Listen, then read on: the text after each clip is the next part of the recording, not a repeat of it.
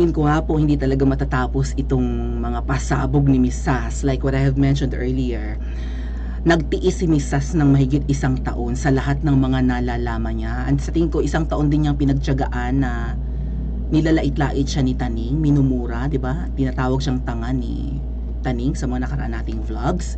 And recently may mga panibagong posts si Miss Sas patungkol sa 16 million and visa. So yung visa hindi naman si Miss Sas ang nag-post, pero may nahanap nga akong post na ganun.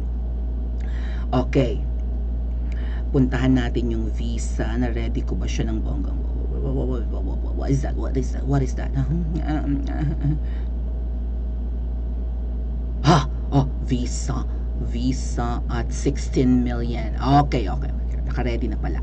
So, sabi ko nga, nag-antay si Miss Sas ng 1 year, nagtiis, bago niya pinasabog itong mga alam niyang kalokohan ng magmumudra, di ba? Ng mag-ina.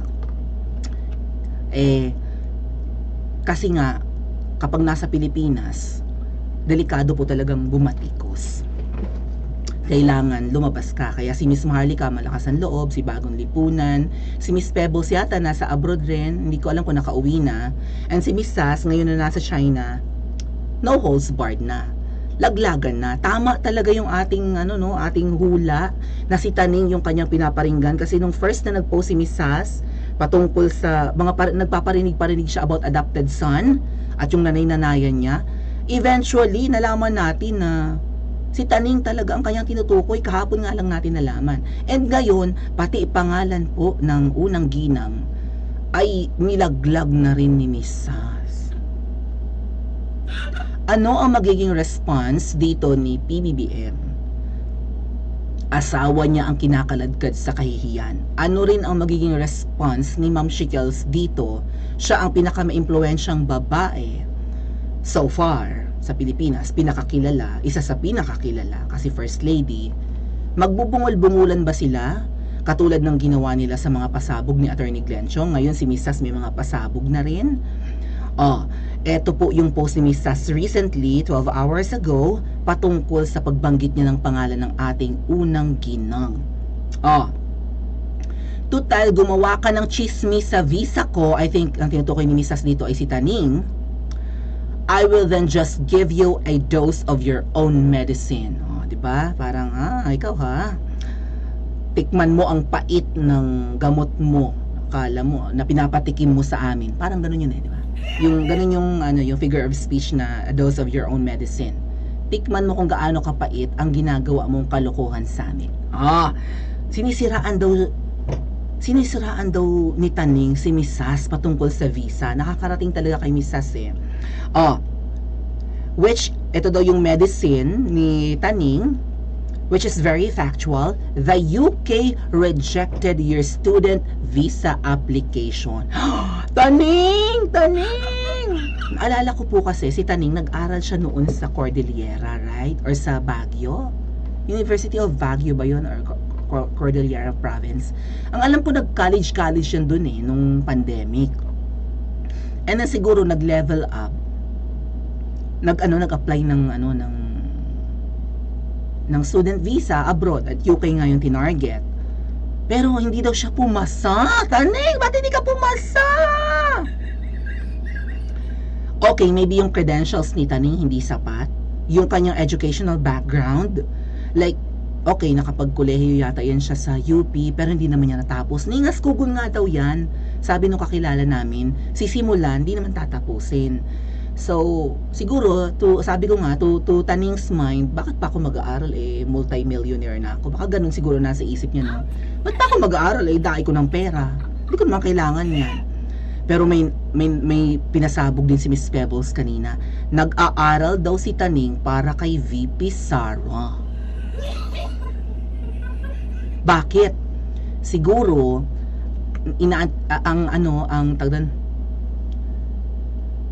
pag tinapos ni Taning yung pag-aaral niya ngayon, like, halimbawa first year college siya ngayon, no? Or second year na pag nag-enroll, halimbawa lang. Second year na ba siya? Hindi ako sure Parang nangangalahati ng taon na siya pumasok Baka first year, second sem pa lang siya, no? So, 2023, 24, 24, 25, 26. 2026 pa siya makakagraduate at ma-appoint siya sa palasyo. Mga 2026, papatapos na rin yung term ni Papshi. 2 taon na lang ang matitira. Sa tingin nyo, ma-appoint pa siya? Late na. So, tatapusin niya yung pag-aaral niya sa UK para ma-appoint siya kapag si VP Sara ang naging presidente. Kasi maganda na ang kanyang magiging credentials. Nag-aral siya abroad, todo sip-sip siya kay VP Sara. 'Di ba? Oh, in fact, ang alam ko, mas close siya dati kay VP Sara kaysa kay Ma'am Shikels. Sip-sip siya kay VP Sara eh. 'Di ba hinaharot-harot nga niya yung kapatid ni VP Sara eh, si ano ba yung si Baste, 'di ba? Hinaharot-harot niya yan katulad ni Sandro. Mamaya mapag-uusapan natin si Sandro. May pasabog na naman si Mrs. patungkol kay Sandro. So, ina-anticipate parang ganun, may plano na si Taning na if ever matapos yung term ni Papshi at mukhang hindi naman siya ma-appoint kaagad dahil wala nga siyang college degree mga ate at kuya. Ano pa yung palusot niya sa kanyang mga followers? Ba't hindi siya na-appoint? Sige nga. Hindi siya ma-appoint, hindi pa siya nakakapag-take ng civil service examinations, hindi pa siya pumapasa dyan. Oh, wala pa nga siyang college diploma. So most probably hindi siya ma-appoint. At baka hindi rin talaga siya ma-appoint, malay niyo hindi matapos ni Papshi ang kanyang term, lalo't ngayon ay ang baho-baho na ng kanyang administrasyon. Baka hindi matapos, ramdam ko, ako na nagsasabi sa inyo, ramdam ko hindi matatapos ni Papshi ang kanyang term. Unless magbabago sila. Unless ititigil na nila yung, kamkaman blues. At kung ano-ano pang kalokohan. No? Yun, baka matapos ni Papshi. But still, kung matapos man ni Papshi or hindi, mukhang malabo na mukhang matagal pa bago ma-appoint si Taning. So, nagre-ready siya for VP Sara. Sabi ni Miss Pebbles. Okay. Ni-reject daw yung student visa application. Bukod sa, baka kulang yung credentials ni Taning, baka yung kanyang ITR, income tax return, ay kumbaga ay hindi nga daw yan nagde-declare si Taning ng tamang buwis. Hindi daw yan nagbabayad ng tamang buwis. Tax evader nga daw yan, sabi ni Attorney Nick. Galing mismo sa, narinig niyo yan, nung magsasama nga pala kami ni Attorney Nick soon, abang-abangan nyo. Sabi talaga ni Attorney Nick, tax evader ka, akla. Hindi ka nagbabayad ng buwis. So kung magbayad man siya, baka maliitan lang, di ba? So baka hindi qualified yung kanyang yaman kasi hindi naman niya dinideclare kung gaano siya kayaman. May post patungkol dyan si Miss Sass. Eto may nagpakita na ba ng income tax receipt payments sa mga BBM SOCMED Army? Tagal naman. Number 1 si Kukiruki dyan. Pangalawa si Taning, feeling ko pinaparinggan ni Miss Sass si Taning dyan. Hindi pa magbayad daw kayo ng income tax niyo. Ipakita niyo yung resibo ng pagbabayad niyo ng buwis. Taning, si Taning pinaparinggan nito kasi binabanggit niya multi-millionaire na nga daw eh. Sino pa ba? Well, hula ko lang yan na si Taning pinaparinggan niya. Tingnan niyo kung sino tinutukoy niya kahit hindi niya pangalan. Actually, pinangalanan niya kahapon si Taning eh. Ni-reject yung kanyang student visa application. It was First Lady Liza Marcos who fixed it for you. So hindi lang pala yung fashion designer ang na-fix ang visa. Pati si Taning. And when you say fix, may involvement ng mahika dito, right? May mahika. Hindi yung sumablay siya sa student visa eh. Ginawa ng paraan. Kapag ginagawa ng paraan, ano ba? Palakasan system, tawag doon, fraudulent document, forging of document, or whatever. Ganun ba yon? Without the influence associated with her husband, you're nothing. So, impluensya pala ni Ma'am Shikels ang nakapagbigay ng student visa kay Pokla. Which is okay naman na pampalubag ng loob after they didn't give you the presidential advisor on political affairs position. Pampalubag loob pala kay Taning yung anekwa, yung pag-aaral sa London Bridge. Ganun pala yun. Hoy, mag-like kayo dyan. Hindi kasi siya nabigyan nga ng posisyon, di ba? May siniwala si Miss Sass na screenshot ng convo nila ni Taning na parang ang alam ko nagpatahi na rin niya ng barong. Ay, Taning! Totoo Totoo ba yung sinabi ni Miss Pebbles, nagpatahi ka na ng barong dahil baka mag-oath taking ka na, tapos hindi naman tuloy yung posisyon mo? Ay, ginoo ko, kaluoy yung tawon, kaluluoy nga, bayot. Ate Marilyn, thank you. Ate Janice Sosa, thank you. Kaluoy nga bayot ini. Nagpahimo, nagali siya sang barong, kaya abi niya mag-oath taking siya. Ano natabo? Why na dayon? How? So, parang hindi, taning isa lang ibig sabihin nito. Kahit na parang sa mga pictures mo na pinopost on Facebook ay close to you kayo, ni Ma'am Shikels, pati ng Junakis, yapusan galore pa nga kayo, meron silang kaunting ilang sa'yo. Meron silang, di ba? Nangingilag sila ng bonggang-bongga sa'yo, taning. Ramdam nilang may mali rin sa'yo. Ramdam nila sigurong manggagamit ka or something. Di ba? So, basahin natin to. Tama lang yan, Ma'am Shikels. Mag-ingat kayo. Alam niyo naman, kakampi nyo. Oy, Ma'am Shikels, baka nanonood ang mga alipores mo sa channel ko. Kakampi mo lang naman si Taning, Ma'am Shikels. At oy, PCO, baka nanonood kayo dito. Kakampi lang naman ni Ma'am Shikels si Taning, laban kay Miss Maharlika. Yun lang yun. Or maybe laban din kay Banat Bay kasi magkaaway yan si Banat Bay tsaka si Taning. Si Banat Bay kinikriticize yung administrasyon ngayon, di ba? Kalaban lang naman, kakampi lang yan ni Ma'am Shikels si Taning sa mga laban sa mga vloggers na bumabatikos. Pero other than that, hindi nyo yung kakampi sa lahat ng bagay, gamitan lang naman kayo. Yan ang friendship na hindi totoo, gamitan, ginoo ko. Ay ang mga taong masasama ang ugali, ang magiging kaibigan lang ng mga yan ay yung katulad lang din ng kanilang bituka, tama ba? Yung magkakabituka or something, sanggang dikit ang bituka or whatever. Magkakauri, pero syempre eventually mag-aahasan kayo. O kasi nga may masasama ugali eh, hindi totoong kaibigan ng mga ganyan. Pag wala ka ng pakinabang lagapa ka. Lahat ng paninira gagawin. Okay. Sabi daw ay pinangako daw talaga yan. Ayan o, pinangako daw ng mag-asawa sa kanyang posisyon and which you were already prepared to take an oath. O, sabi ko, ready na daw siyang manumpa. Nagpatahi na nga daw ng barong, sabi ni Pebbles. What, they told you it was Vic who stopped your appointment? Oh well, you are not as smart as we thought you were. Sinabi daw ni na Ma'am Shikels at Pop Shikels na salamat Di Bernices. Sinabi daw na si Attorney Vic ang pumigil. Ay, sabi ni Miss Pebbles, akala ko ba matalino ka, Taning? Sabi ni Miss Sas, akala ko ba Taning matalino ka, hindi ka rin naman pala ganun katalino. Ibig sabihin, hindi si Attorney Vic ang humarang ng posisyon niya. At sinabi yan ni Attorney Vic, hindi ka lang talaga qualified, pero wala siyang kinalaman sa hindi pagkakatuloy mo ng iyong posisyon. Pinag-aral ka na lang sa London Bridge. Inaka. By now, you should already know what's going on, no? But let me just put it to you crudely. You lost your case against Jover while BBM is president. Reza, the wedding godmother of Jover, got acquitted. If you didn't act like a feud lord to me last year, I would have included you in my settlement case with Jover and you would have no record violating the Data Privacy Act. Ito guilty si Taning sa Data Privacy Act kasi binulgar niya yung mga whereabouts ni Jover, which would be hard sell for any position that requires secrecy and discretion. You're on a leash, my dear. Hawak ka sa liig para kang aso daw, Taning. Ewan ko kung tama yung interpretation ko. Para kang aso na may tali na sa liig, Taning.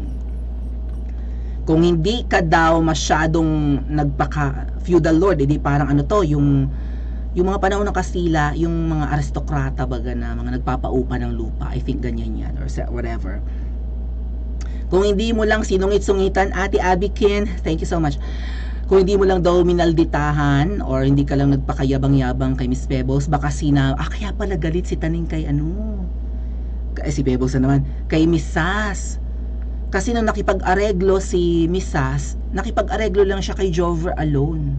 Parang ganun. Ay, humingi yata ng sorry si Jover Lario kay Sas noon.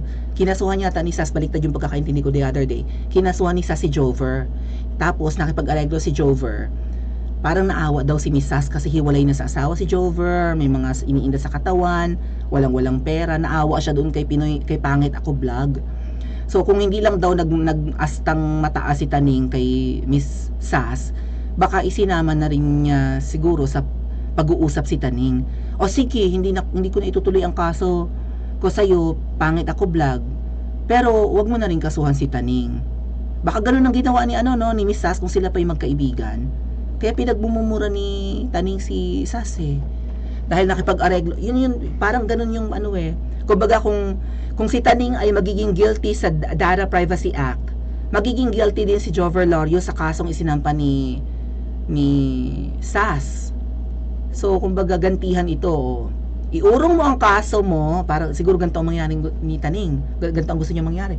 Iurong mo ang kaso mo, Jover, laban sa akin, kasi mukhang yung kaso ni Jover kay Taning ngayon, guilty si Taning of Data Privacy Act of violating the Data Privacy Act. Iurong mo ang kaso mo yung Jover para iuurong din sa kanyang kaso. Pag tinuloy mo ang kaso mo sa akin, tuloy-tuloy ang kaso mo at tuloy-tuloy ang kaso ni Sas laban sa'yo at makukulong ka ring pangit ka. Baka ganun ang ganap, no? Ngayon Taning, sabi ni Miss Sas sa'yo, dapat intindihin mo na ang nangyayari ngayon sa buhay mo. Natalo ka sa kaso kay Jover, pero ang Pangulo ngayon na nakaupo ay ang Pangulong sip-sip na sip-sip ka. Si BBM ang Pangulo, hindi ka nanalo kay Jover. Samantalang si Ressa, na ninang ni Jover sa kasal, absuelto. Absuelto si Ressa sa kaso ng cyber libel yata. Although may iba pang kaso si Ressa na na-acquit siya or na she was found guilty she was found guilty rather than acquitted. Pero sa ibang kaso na-acquit si Ressa. Absuelto si Ressa. So si Ressa na ngayon ay mabait kay PBBM. Mukhang nagawa ng paraan ng kaso, pero ikaw Taning hindi nagawa ng paraan ng mag-asawa ang kaso mo. So ang tanong ay love na love ka ba ng mag-asawa? 'Di ba? Mamaya natin pag-uusapan ng 16 million. Na di umano utang ni Ma'am Shikels. Wow, dapat siguro quits na kayo ni Ma'am Shikels. Pinag-aral ka na sa mukhang silang sumagot ng visa mo, malamang pati allowance mo kasama na Taning. Makiramdam ka nga naman, pero ito ang isa sa parinig ni Miss Sas, so balikan ko lang. May nagpakita na ba ng income tax receipt payments? So Taning, kung nanonood ka sa channel ko, nagpaparinig na si Miss Sas, although hindi ka pinapangalanan. Kayo ito ni Kukiruki ang pinaparinggan nito. Tsaka kung sino pa na mga, baka mamaya yung isang vlogger din na nakagat ng aso. Malakas kumita yun. Powerful ang channel noon, 100 plus din yata ang kanyang followers. Ang tanong, nagbabayad sila ng buwis? So tama ang sinabi ni Attorney Nick na tax evader ka. Declare mo na magkano ang binabayaran mong buwis at na-afford mong mag-aral abroad. At may mga napakarami mong properties. Ito, nandito yata yan. Oo. Basta sinabi ni Miss Sas, ikaw ay nagpaparinig si Miss Sas kung hindi man dito na ikaw ay multi-millionaire. May mga nabanggit pa si Miss Sas na mga mamahaling sasakyan, ekta-ektaryang lupa. 'Di ba may ekta-ektarya ka ng lupa? May swimming pool nga daw ang lupa mo diyan sa Bulacan. May taniman ka pa daw ng strawberries. Diyos ko po. Eto yata yan, no? Saan ba yun? Dali, ito,